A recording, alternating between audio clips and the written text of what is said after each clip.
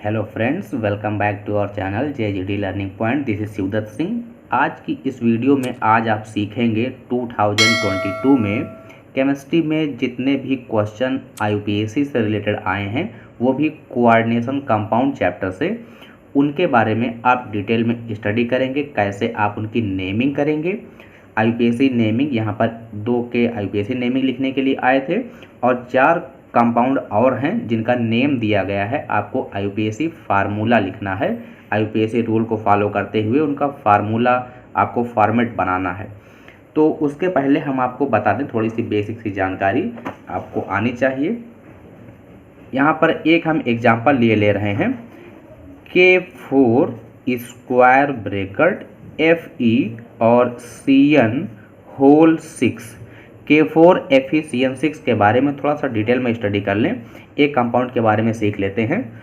तो यहाँ पर जो K4 है, जो कि स्क्वायर ब्रैकेट के चाहे पहले लिखा हो या फिर स्क्वायर ब्रैकेट के जो बाद लिखा हो, उनको बोलेंगे काउंटर आयन। स्क्वायर ब्रैकेट के बाहर जो भी पार्ट लिखा होगा, कभी पहले लिखा होता है, कभी बाद में लिखा होता है, तो इसको हम बोलेंगे काउंटर आयन। और जो स्क्वायर ब्रैकेट वाला पार्ट होगा उसको बोलते हैं कोऑर्डिनेशन स्फीयर। कोऑर्डिनेशन स्फीयर बोला जाता है। ये आप इतना ध्यान रखें। तो बड़े ब्रैकेट वाले पार्ट को, स्क्वायर ब्रैकेट वाले पार्ट को बोलते हैं कोऑर्डिनेशन स्फीयर, और इसके बाहर जो भी rest part outside square bracket is called counter ion.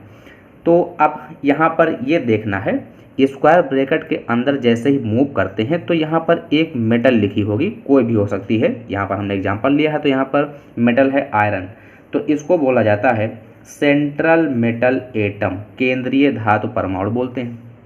और इनसे जो भी एटम या फिर ग्रुप ऑफ एटम अटैच होते हैं उनको भैया बोला जाता है लीगेंड। ठीक है ना, लीगेंड बोला जाता है। और यहाँ पर 6 क्या मेंशन कर रहा है? लीगेंड के नंबर को, जिसको आप कह लीजिए यहाँ पर कोऑर्डिनेशन नंबर। लेकिन ये टर्म हमेशा के लिए ट्रू नहीं है, कोऑर्डिनेशन नंबर, क्योंकि यूनिडेंटेड लिगेंड है, मोनोडेंटेड लिगेंड है, इसलिए जो नंबर है वही कोऑर्डिनेशन नंबर हो जाएगा यहाँ पर। अदरवाइज जितना यहाँ पर नंबर लिखा हो और लिगेंड के डेंटेड कैरेक्टर से मल्टीप्लाई करने पर उस सेंट्रल मेटल एटम का आपको कोऑर्डिनेशन नंबर मिल जाएगा। फॉर एग्जांपल 2017 में क्वेश्चन पूछा गया और मैं आपको बता दूं, ये था FeC22O4 होल थ्राइस और इस पर 3 नेगेटिव चार्ज। तो Fe पर कोऑर्डिनेशन नंबर पूछा गया तो यहाँ पर 3 लिखा है, तो 3 नहीं होगा, क्योंकि यहाँ पर C2O4 एक बाइडेंटेड लिगेंड है। तो कोऑर्डिनेशन नंबर क्या आएगा? 3 × 2 = 6 कोऑर्डिनेशन नंबर आएगा। मीन्स आप डेंटेड कैरेक्टर से मल्टीप्लाई कर लेंगे, जो भी यहाँ पर नंबर लिखा होगा तो आपको मिल जाएगा सेंट्रल मेटल एटम का कोऑर्डिनेशन नंबर। तो आई होप इतना आपको क्लियर हो गया होगा, इसके बारे में आप डिटेल में सीख चुके होंगे। और मैं आपको बता दूं, यहाँ से ये आयोनाइजेबल होता है, तो बाहर के पार्ट को आयोनाइजेशन स्फीयर भी बोला जाता है। और एक चीज़ ये ध्यान रखेंगे, उसको मैं डिटेल में आपको बता दूं, types of complex compound, complex संकुल यौगिकों के प्रकार, उपसह संयोजन यौगिकों के प्रकार। तो यहाँ पर हम आपको बता दें, सबसे पहला cationic complex. Cationic complex means धनायनिक संकुल यौगिक, इसको क्या बोलेंगे? धनायनिक संकुल यौगिक, या फिर इसको बोला जाता है धनायनिक उपसह संयोजन यौगिक। तो कैसे पहचानेंगे कॉम्प्लेक्स कैटायनिक है या एनायनिक है या फिर न्यूट्रल है? तो कैटायनिक कॉम्प्लेक्स कैसे पहचानेंगे? अगर स्क्वायर ब्रैकेट पर पॉजिटिव चार्ज आ जाए, मान लीजिए कि, तो स्क्वायर ब्रैकेट पर पॉजिटिव चार्ज कैसे आएगा? जब स्क्वायर ब्रैकेट वाला पार्ट पहले लिखा हो और काउंटर आयन बाद में हो। ठीक, काउंटर आयन बाद में लिखा हो, तो काउंटर आयन बाद में लिखा होगा तो पहला वाला पार्ट पॉजिटिवली हो जाएगा। मीन्स अगर कोऑर्डिनेशन स्फीयर पर पॉजिटिव चार्ज आएगा तो कॉम्प्लेक्स कैटायनिक होगा। और अगर काउंटर आयन पहले लिखा होगा, स्क्वायर ब्रैकेट वाला पार्ट बाद में होगा, तो स्क्वायर ब्रैकेट पर नेगेटिव चार्ज आएगा। जैसे कि ये एग्जांपल ले लिया गया, इसमें काउंटर आयन पहले है तो स्क्वायर ब्रैकेट पर कैसा चार्ज आएगा, नेगेटिव चार्ज। तो स्क्वायर ब्रैकेट पर जो चार्ज आएगा उससे हम डिसाइड करेंगे कि कॉम्प्लेक्स कैटायनिक है या फिर एनायनिक है। तो कॉम्प्लेक्स कैटायनिक का एक एग्जाम्पल यहाँ पर देख लिया जाए। कैटायनिक कॉम्प्लेक्स में फॉर एग्जाम्पल हम यहाँ पर लिख दें CuNH3 होल ट्वाइस और बाहर लिख दिया हमने SO4, ठीक। या फिर यहाँ पर CuNH3 होल 4 कर ले, CuNH3 होल 4 SO4। इसको जब आप ब्रेक करेंगे तो ये बनाएगा CuNH3 होल 4 और यहाँ पर स्क्वायर ब्रैकेट पर आएगा 2 पॉजिटिव चार्ज और SO4 पर 2 नेगेटिव चार्ज। तो ये कॉम्प्लेक्स कैसा है, ये कॉम्प्लेक्स है कैटायनिक, मीन्स ये है धनायनिक संकुल यौगिक, ये आप ध्यान रखेंगे। और दूसरा आपको बता दें एनायनिक कॉम्प्लेक्स, एनायनिक कॉम्प्लेक्स ऋणायनिक संकुल यौगिक जिसको आप बोलेंगे। तो ऋणायनिक संकुल यौगिक को कैसे पहचानेंगे, ऋणायनिक संकुल यौगिक बहुत ही आसानी से आप पहचान सकते हैं जब काउंटर आयन पहले लिखा हो K4FeCN होल 6।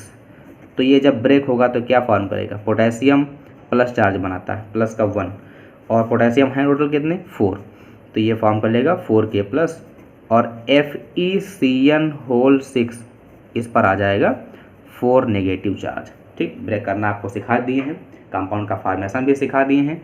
जिन्होंने वीडियो को नहीं देखा है कि सिंपल केमिकल कंपाउंड का फॉर्मेशन कैसे किया जाता है, तो इस वीडियो के डिस्क्रिप्शन में आपको लिंक मिल जाएगी, आप देख सकते हैं। किसी भी कंपाउंड को आप आसानी से फॉर्म कर सकते हैं, उसको चार्ज में ब्रेक कर सकते हैं।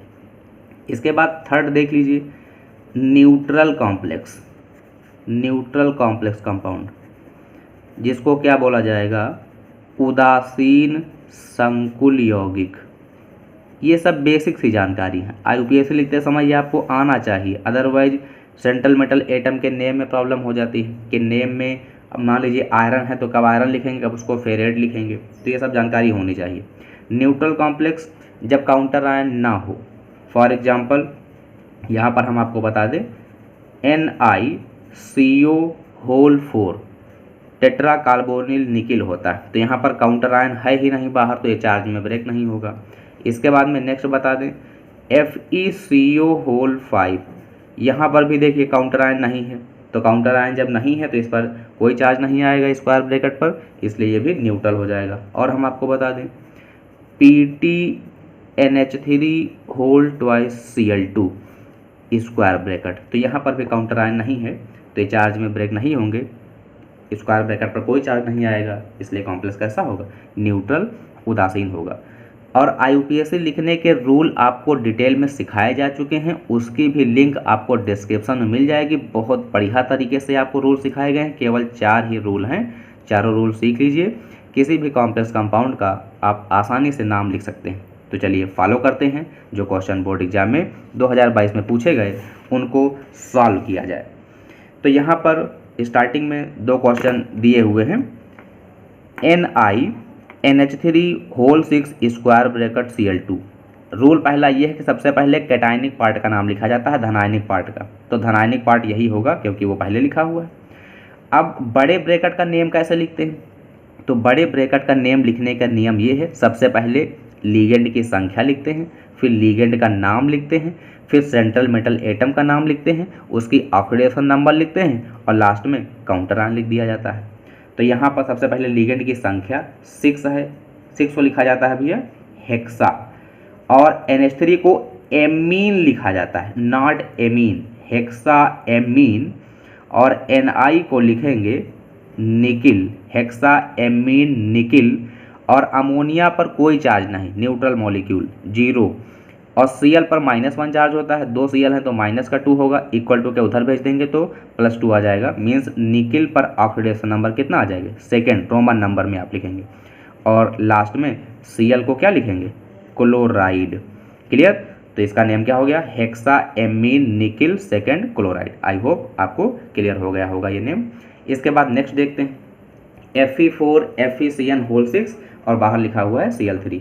तो यहाँ पर ये पार्ट पहले लिखेंगे आयरन और यहाँ पर ये जो आयरन है ये इस पर प्लस थर्ड चार्ज होगा और ये जो आयरन है इस पर सेकंड चार्ज होगा। तो चलिए लिखते हैं सबसे पहले आयरन को, आयरन, और दोनों की ऑक्सीडेशन नंबर शो करेंगे। तो यहाँ पर भी आप थर्ड को मेंशन करेंगे, आयरन थर्ड, और इसके बाद में हेक्सा और सियन को भैया हमने बताया कि चाहे आप साइनो लिख लो या साइनाइडो लिख लो, हेक्सा साइनो, और Fe को लिखेंगे यहाँ पर फेरेट।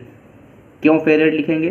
कैटायनिक पार्ट पहले हो गया, ये एनायनिक पार्ट, और जब एनायनिक कॉम्प्लेक्स होता है तो सेंट्रल मेटल एटम के नेम के एंड में 8 जोड़ते हैं। नेमिंग, IUPAC नेमिंग लिखने की वीडियो आप ज़रूर देख लें, आपको बेटर समझ में आएगा। इसी वीडियो के डिस्क्रिप्शन में लिंक आपको प्रोवाइड कर दी गई है। आयरन थर्ड हेक्सा साइनाइडो या साइनो फेरेट, और ऑक्सीडेशन नंबर इस आयरन के क्या हो जाएगी यहाँ पर फेरेट के पार्ट में सेकेंड, और बाहर लिख लेंगे इधर क्लोराइड। क्लियर? ये भी क्लियर हो गया होगा। इसके बाद भैया देखिए थर्ड नंबर क्वेश्चन जो कह रहा है, इसमें क्वेश्चन ये था कि IUPAC नियमों का पालन करते हुए hexa amine cobalt third sulphate का IUPAC सूत्र लिखिए। तो मैं आपको बता दूं यहाँ पर क्या कह रहा है, हेक्सा एमीन कोबाल्ट, तो इसको हम अलग से लिख लें एक बार। Hexa amine means NH3 6, hexa amine और कोबाल्ट, इसको हमने स्क्वायर ब्रैकेट में कर दिया क्योंकि स्क्वायर ब्रैकेट के पार्ट हैं इसलिए पहले लिखे गए हैं। और यहाँ पर ये थर्ड वैलेंसी शो करता है, ऑक्सीडेशन नंबर थर्ड शो करता है, और बाहर SO4 लिखा है। SO4 पर 2 नेगेटिव चार्ज होते हैं, मतलब SO4 की जो वैलेंसी होगी या ऑक्सीडेशन नंबर होगी वो क्या होगी, 2 होगी। तो इनको क्रॉस ओवर करके यहाँ पर फार्मूला बनेगा। तो फार्मूला इसका एग्जैक्ट क्या आएगा, जिसमें कोबाल्ट की ऑक्सीडेशन नंबर करेक्ट आएगी। अदरवाइज यहाँ पर गलती करने के चांसेस ये रहते हैं कि अक्सर लोग ऐसे लिख देते हैं CONH3 होल 6 और बाहर SO4 hexa amine cobalt third sulphate, लेकिन यहाँ पर फिर थर्ड नहीं आएगा, फिर सेकंड आएगा, तो गलत हो जाएगा। इसीलिए यहाँ पर बाई क्रॉस करके, क्रॉस ओवर करके फार्मूला फॉर्म किया गया है। तो क्या आएगा करेक्ट फार्मूला यहाँ पर, CONH3 होल 6 और स्क्वायर ब्रैकेट क्रॉस ओवर करेंगे तो ये पूरे का ट्वाइस हो जाएगा, और SO4 ये हो जाएगा होल थराइस।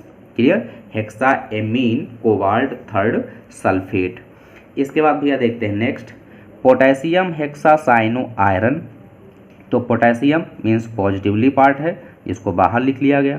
अब इसके बाद square bracket hexa cyano, CN क्या हो जाएगा भैया 6 हेक्सा साइनो, और आयरन कहा गया है तो आयरन लिख लीजिए। और थर्ड के केस में है तो थर्ड कैसे आएगा ये बताइए। CN माइनस का 1 शो करता है मोनोडेंटेट लिगेंड एनायनिक लिगेंड में, तो 6 माइनस हो जाएंगे। अब 6 में से 3 करना है, मीन्स इसको 3 पॉजिटिवली चार्ज एटम आयन मिल जाएंगे तो कैंसिल कर देंगे, 3 बचेगा, थर्ड आ जाएगा K3 FeCN होल 6, ये हो जाएगा potassium hexa cyano iron third. इसके बाद में di amine di chlorido platinum, इसका भी हमने न्यूट्रल कंपाउंड में फार्मूला आपको सिखा रखा है। इसका अभी हमने न्यूट्रल कॉम्प्लेक्स में एग्जाम्पल दिया था। डाई एमीन मीन्स NH3 का होल ट्वाइस, डाई एमीन हो गया भैया। डाई क्लोराइडो मीन्स ये हो जाएगा Cl2, और प्लेटिनम Pt लिख देंगे, स्क्वायर ब्रैकेट लगा देंगे और चार्ज सेकंड आ जाएगा क्योंकि NH3 का 0 हो जाएगा, Cl का -1, 2 Cl है -2 इक्वल टू इधर भेज देंगे +2 आ जाएगा। Die amine di chlorido platinum second, ये इसका IUPAC नेम हो जाएगा। नेक्स्ट देखते हैं 6 नंबर। 6 नंबर भैया क्या कह रहा है, sodium pentacyano nitrosyl ferrate third. तो सोडियम जो कि काउंटर आयन के फॉर्म में है, और इसके बाद में पेंटासाइनो CN का होल 5, और पेंटासाइनो हो गया। फिर नाइट्रोसिल, नाइट्रोसिल क्या होगा NO होता है नाइट्रोसिल, और नाइट्रोसिल ये यहाँ पर न्यूट्रल लिगेंड है, 0 होगा ऑक्सीडेशन नंबर, और फेरेट तो ये हो जाएगा Fe। क्लियर? तो यहाँ पर ये आपको ध्यान रखना है कि थर्ड लाना है। थर्ड कैसे लाएंगे, CN तो -5 हो गया, तो सोडियम 2 पॉजिटिवली चार्ज आयन हो जाएं तो 2 माइनस को कैंसिल कर देंगे, थर्ड आ जाएगा Na2FeCN होल 5 NO और square bracket close, sodium pentacyano nitrosyl ferrate third. तो ये रहे 6 कंपाउंड जो कि 2022 में पूछे गए थे। तो गाइस कैसी लगी ये वीडियो? अगर वीडियो आपके लिए हेल्पफुल रही हो तो अपने फ्रेंड्स में भी शेयर करें ताकि उनको भी इसका बेनिफिट मिले। मिलते हैं नेक्स्ट पार्ट में। Thanks for watching.